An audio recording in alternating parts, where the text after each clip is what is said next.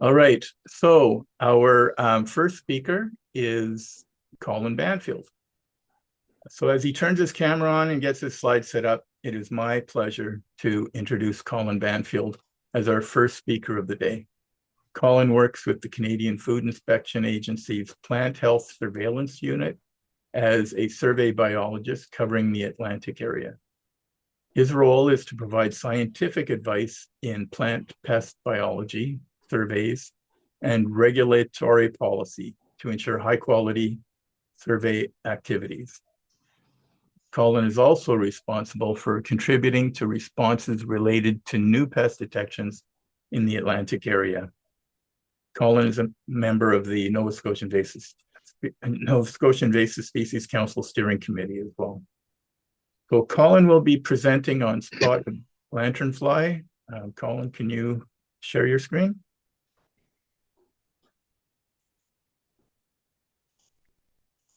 Oh, I thought it was shared. Yeah. Can you hear me okay, Ken? Yeah, I can hear you great. And your screen is shared. Do you want to just advance it one? We'll just make sure. All right. Perfect. Okay. All I'll right. hand it over to you, Colin. Okay, thank you, Ken, for that lovely uh, opening remarks and lovely introduction.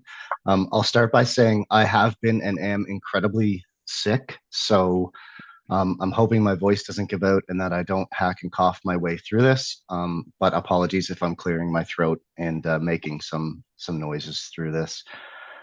Typically, when I give a presentation, I talk about our entire surveillance program, but we have a short period of time today. And in the past, I've often talked about two past emerald ash borer and hemlock woolly adelgid that a lot of people know and don't love. But today, I'm going to talk a little bit about something different, something on our doorstep, pest called spotted lanternfly.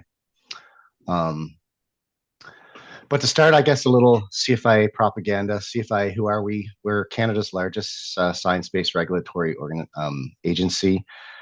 We have a very broad mandate, food safety. We cover food safety, animal health, as well as plant protection and international market access. Under plant protection, we deal with plant pests, invasive species, trade, fertilizers, soil-related matter, grains, field crops, seeds, cannabis, forestry, horticulture. So even within our plant program, we have a very, very broad mandate. Now you may be asking yourself, why does a food inspection agency deal with plants? It's a little complicated, but through the World Trade Organization, there's a treaty called the International Plant Protection Convention, which sets standards in plant protection around the world, and has countries can contract themselves to follow these international rules, and CFIA just happens to be Canada's plant protection organization. So it's our role in Canada to prevent the spread of pests, promote appropriate control measures, and minimize trade impacts. Our specific mandate, as I mentioned, basically is to prevent the import, the export, and the spread of plant pests, just to put that sort of basic. The challenge, of course, is we have a ton of high-risk pathways. There's huge pressures, everything from plant imports, ships, sea containers, travelers, anything, people moving locally, firewood. And as you know, we always like to push the message that early prevention, early detection, and innovation are key to risk mitigation in introduction of plant pests. Just a few examples. When we're talking about forestry-related pests, wood packaging material, solid wood packaging material is a major vector of pests coming into Canada. You can see a few examples here of infested materials that we've seen through the years at CFIA. An example of Canada trying to prevent the export of pests. This is a load of oak logs that was destined to go overseas that was supposed to be free from soil and bark. As you can see, when we arrived to inspect the material, it wasn't quite free from bark or soil. Another example of an import into Canada of raw cork bark for the pet trade. In this instance, the container was opened and it was like a horror movie inside, just crawling with creatures. So we immediately sealed this container with tape, closed all the vents, and it was fumigated and removed from Canada. So it's pretty easy. It just takes one shipment like this to have a new pest outbreak in our country. And finally, domestically, just an example is the box tree moth. This one here arrived in Toronto area in 2018. We put in, domestic movement restrictions, regulatory requirements to move boxes material. Unfortunately, material had moved without the proper inspection and requirements, and we ended up with infested. Basically, Eastern Canada is now completely infested with box tree moth, despite our best efforts to try and eradicate it. And you can see at the bottom right of the screen all these bagged boxes that we had detained from a facility here in Nova Scotia to try and help prevent that pest from being introduced. And just to highlight our surveillance program, as Ken mentioned, that's sort of my main role, is to do our surveillance. We do, last year we did 24 surveys across Canada at 19,000 sites with over 60,000 site visits. It's a ton of work. However, we can't do that on our own. So, we're all facing resource pressures. So my unit works really hard to optimize surveillance resources. We have a ton of partnerships. We work with our counterparts at CFS to help come up with new methods to ID insects. We do eDNA work. We help train sniffer dogs that are pretty accurate in detecting pests. We produce promotional materials. We involve ourselves in community science as much as we can. We also mine AI data. So every day we have AI that scrapes data from INAT and gives us an automated email that shows us reports that are happening across Canada for pests that we have interest in. All right, all that CFIA propaganda finished. I'll talk to you about the topic of the day, spotted lanternfly. You may have seen this in the headlines for the past few years, particularly following recent finds in the Ontario area. The message, though, it's always clear. The insect is very beautiful, but if you see it, kill it. Despite its name, spotted lanternfly, it's not actually a fly. In some pictures, it also looks like a moth, but it's not a moth either. It's a true bug, a plant hopper, a sap-feeding insect more closely related to cicadas, stink bugs, and aphids. It's native to China, Japan, and Vietnam, and has been introduced into South Korea as well as the United States. In the US, it was first introduced in 2014 in Pennsylvania and has since spread to 19 states. As of December of 2025, SLF is on the doorstep of the Canadian border with detections in Buffalo, New York, and Pontiac, Michigan, both in close proximity to Canada's grape growing regions. The feeding of, spotted lanternfly causes both direct and indirect damage. Direct from its feeding, and indirect because as it feeds, it produces honeydew, and it kind of oozes and rains down from the infested trees. And once that stuff rains down, it becomes kind of moldy, and it's like a sooty mold, and it blocks the photosynthesis on hosts' trees as well as the understory. The symptoms of SLF on a tree or plant is leaf wilting, yellowing, canopy dieback, and vine death in grapes. Sorry, I need a drink.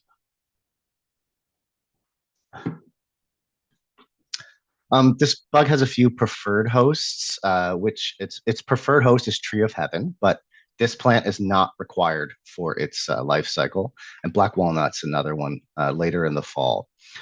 Maple and willow, but it'll feed on a huge variety of plants. Like I've seen numbers up to 200 different host species.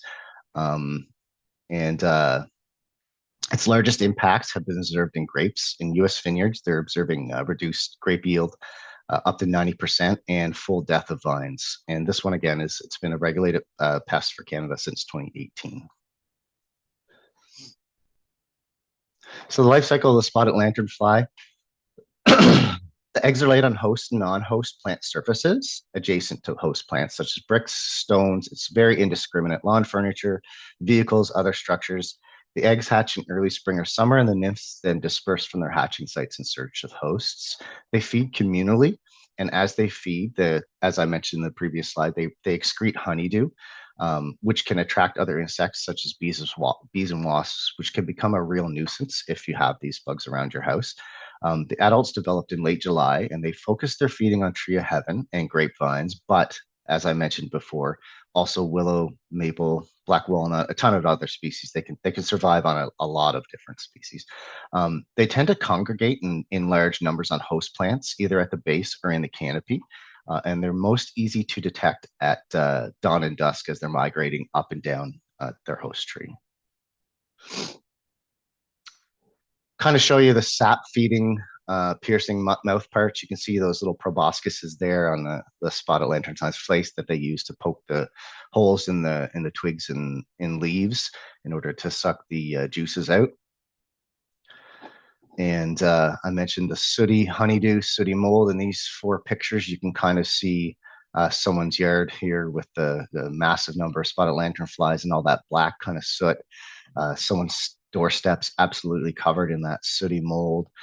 You can see in the top middle picture there, the leaves are completely, covered in that moldy soot, which would obviously make it difficult for that plant to photosynthesize. And again, that disgusting black sooty mold on the picture on the right would attract bees and wasps and other insects that you may not want around your place.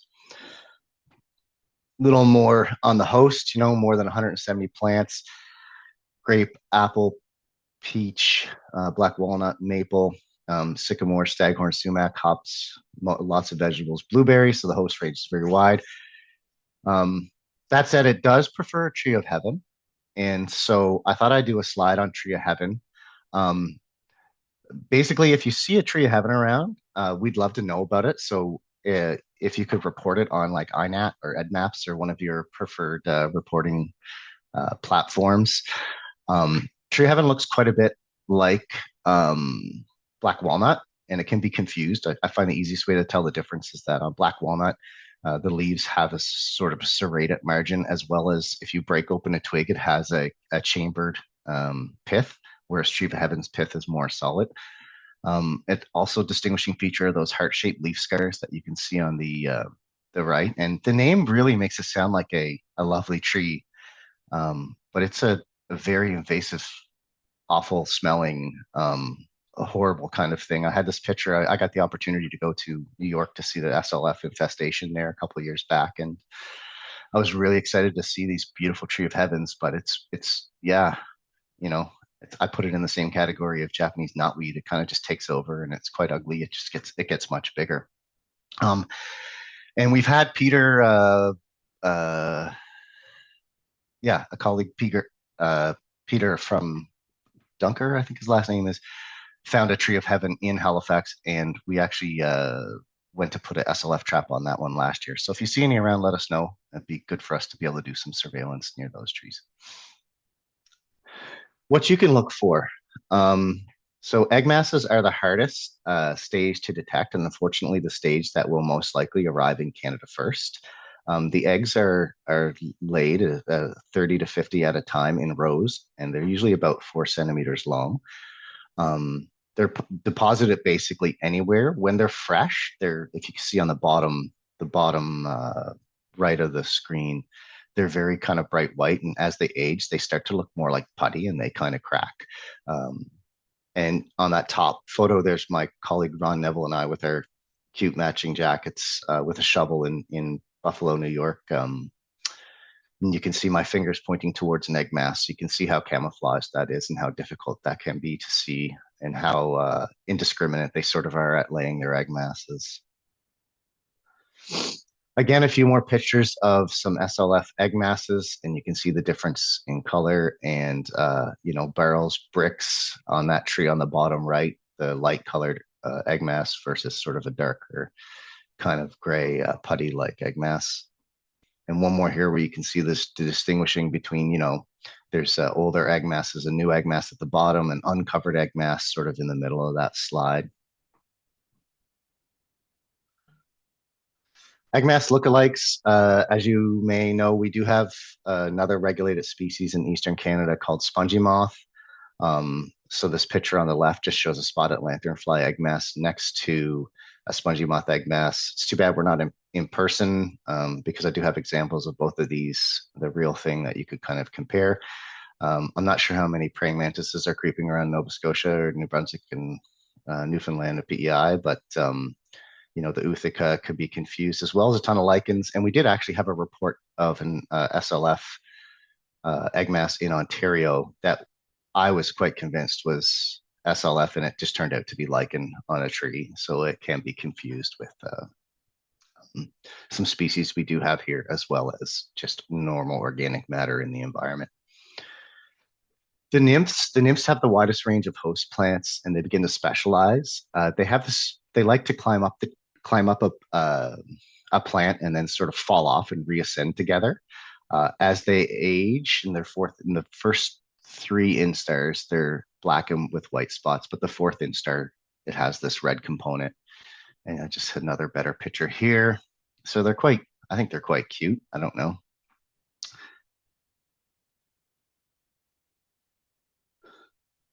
And then the adults, of course, they're approximately 25 millimeters long, 12 millimeters wide.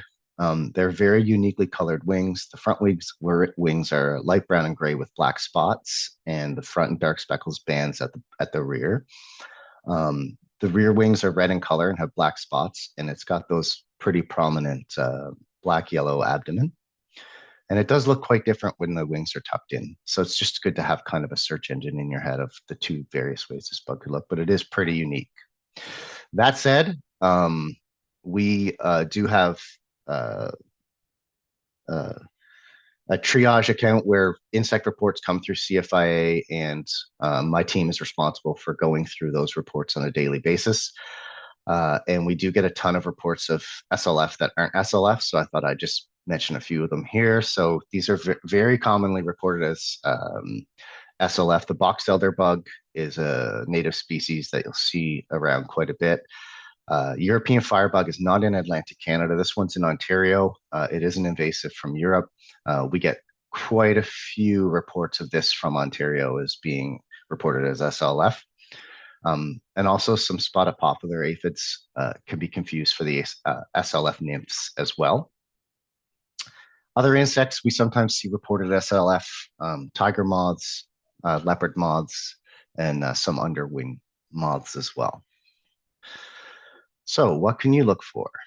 Sooty mold, of course. So if you're frolicking through the forest or the city and you see sooty mold, highly recommend to look up. SLF tends to lay its egg masses, I said indiscriminately, but if it's in a host tree, it will lay them generally 6 meters or higher in the tree. So if you see something like this, it's possible that it's SLF, and it would be worth a closer look and worth reporting to CFIA. Excuse me. How it moves? Well, nymphs can walk up to 65 meters, and adults optimistically can fly and hop in short bursts up to 15K a year, but transportation by human activity is the most common form of movement and the main reason SLF populations have spread such significant distances. All life stages can be spread, but the egg masses are the hardest stage to detect, and unfortunately the stage that's most likely to arrive and cause establishment in Canada. And just here's some examples of egg masses on various surfaces, from vehicles to lawn chairs to old styrofoam to a shovel head down there as well. A few more examples on a Christmas tree, an old tire, very small nursery stock potted plants, and that's sort of grapevine fence post over there on the right side. The U.S. experience. So they think this one likely, an egg mass likely arrived on imported goods in either wood packaging or landscaping stone. Since being detected in 2014, it's spread to 19 states. In 2022, populations were found very close to our border in Buffalo, New York, and Pontiac, Michigan, as I mentioned at the beginning of my presentation, very close to the Ontario fruit and wine producing regions. Their most detection, as I understand, was in Georgia in the fall of 2024. Since they've been dealing with this pest since 2014, understanding their approach, challenges, and considerations is integral for our approach here in Canada. So we've been watching the infestation and the response unfold and taking those opportunities to learn from those experiences. And there's been a lot of support and willingness to share information from our US colleagues. And when I was in, but I just thought I'd share like one of the things they did in the States was physical removal of egg masses. And when I was in um, egg masses and vacuuming of adults, so they had teams of people who would roam around the neighborhoods in Buffalo and scrape egg masses off and put them in bags of ethanol. And when the adults were flying, they would use these Milwaukee fuel vacuums to just vacuum up adults. They had been over the area. We had visited, I think that was 6 times. So this was their seventh, and we found like 15 egg masses within, I don't know, 5 minutes. So manual removal is not super, super effective, but something that is being done in certain areas. Colin, you've got a minute left. Okay, areas at risk in Canada. You can see here there are some areas that are at risk. Nova Scotia is included in that. The wine and fruit industry is worth quite a bit in Canada. 96% of our fruit farms are located in areas of establishment. Our nursery industry and forestry sector could be impacted. We're not quite sure the full impacts on that would be on maples and our maple syrup industry. Also, we raising awareness through reporting observations of this pest online. And I'll just say we've had, increasing observations through from 2022 to 2025. So it's not a matter of if, or it's a matter of when we get this pest. And I'll skip these couple slides. We have a lot of collaboration happening in Canada. I will skip this. We do trapping for it in high risk areas. We also do a visual detection survey, and last year, in combination with our Asian Longhorn Beetle survey, we had 1,750 sites across Canada. The risk management document, we have requirements for products coming from the States. We have a response framework that we've put together for when we do get the pug, how are we going to respond to it? And last but not least, if you find any pests that you think may be of interest or invasive or SLF, capture it. For HWA and EAB, we have specific forms in Survey 123. Take photos and get a location. If it's a bug, catch the bug. If it's an egg mass, do not collect the egg mass and take some pictures, get a location, and let us know about it so we can follow up. And that QR code on the right is our reporting space. And that's it. That's Had to great. blast Thank through you. Thank you very much, Colin.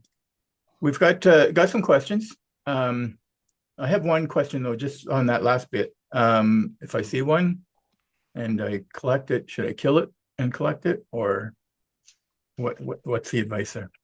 Well, I mean, the adults need to feed about once every, like if they don't feed within 48 hours, they're going to die. But I mean, if you're trying to catch it and you have to kill it, I would kill it. Like, Yeah. I would prefer that it would be dead because it's better than it escaping if you're trying to capture Yeah. it live, right? Okay. Yeah. Great. Thanks. So you can look at those questions too by clicking on the Q&A if you want. Aaron McGill says he caught 2 praying mantises last August at the Hella Basin in Lawrencetown. That's interesting. Yeah, I know there are some around, some praying mantises around. Yeah. Yeah. So Liz has a question there, you can see. Yeah, no, that the Liz, the Tree of Heaven's still thriving in a little park there in Halifax westish end. If you're interested in the coordinates, I can give them to you. You can just give me an email at the email address there, and I'll let you know where that one is. You can have a look. It's next to some maples and black walnuts, and it doesn't seem to be like it was mats of them in Ontario where I was and in Buffalo, but the one here in Halifax, maybe our climate's not conducive to it spreading so aggressively, but it's not. It's just kind of contained there. There's a couple of them there. And biocontrol, yes, there is. I didn't cover this, but they are working on biocontrols in the States. I'm not sure the species that they're looking at, but they're also looking at fungal pathogens as well, I believe, to help control this. But biocontrol is certainly being looked at. What areas would be at risk? Well, the grape growing areas of Canada are the largest concerns. We don't quite, I did mention that at the end, we don't quite know, like we do have a lot of vineyards in Ontario, Quebec, and Atlantic. So we do have concerns for basically all of Canada where our grapevines grow, as well as we don't know the impact of maple syrup industry. with young maples could be a nuisance pest. We're not seeing direct damage to fruit at this time, like apples, pears, and peach, but that's not to say that it wouldn't be a nuisance to those fruit producers as well. Yeah. Any other questions for Colin? Oh, and areas, well, areas for high risk. So how we would expect it to get here, like we do see, like we had some interceptions in New Brunswick this year in St. John, and it was a cargo vessel coming from the eastern states, but it was adults. And we feel like that's not a huge risk because, like I said, they need to feed. If they don't feed within 48 hours, they die. So areas at risk would be ports, crossings from the states, cruise ship terminals, any import facilities could potentially bring the egg masses over as well. So, Right. Well, it's interesting. It's scary. I have some clients in New York State, and I remember when they really jumped on the communications end of it to try and get people to stop, or just to check, particularly recreationalists. And they had a fantastic campaign. Actually, they had these enormous photos of, or they blew up these photos of SLF and put them on things like, so they would have a boat, for instance, and on a trailer, and the SLF was about 3 times or 2/3 the size of the trailer and boat. And same thing on, a camper or a tent. And it was really an impressive campaign because it was so eye-catching. and we work really closely with CBSA, who do an incredible job at the border for looking for this pest, and they will actually refuse entry to any vehicles they find a life stage on. So if they find an adult SLF, they'll refuse entry to that vehicle. But for this one, it's not a matter of if; it's a matter of when. Right. Yeah. I just saw a quick one pop up about overwintering. So the egg mass is the overwintering stage. And initially, I think the scientists at CFS didn't think it would handle some of the cold climates, but it's doing incredibly well in cold climates in Michigan and in New York. So I think it will handle the cold just fine. Right. Yeah, and the adults, as I say, they're generally gone by late fall, and it's that the egg mass is the overwintering stage. All right. We've got one more question just popped in there. How was SLF first introduced into the Canadian borders? So we don't have that in Canada right now. This is a pest we don't have, but it's not a matter of if, it's a matter of when. And we expect we will get this one from the United States because it's found right on the border of Pontiac, Michigan, as well as Buffalo, New York. And there's an incredible amount of traffic that comes across both those borders into the Niagara regions of Ontario. So that's where we expect we'll see that. Or, we've also had some interceptions in Quebec, and so it's also possible. Yeah, it's scary. Yeah, it's scary for our vineyards as well. And I think the application of pesticides, there are treatments that can be used. I glossed over that, but I think the increase in treatments went from 7 to 70% more chemicals needed to produce crops to keep SLF off them. So, wow. One more question in there, Madison Marshall. Can you see that? no, I can't. Okay, so you can now? Yeah. Yeah.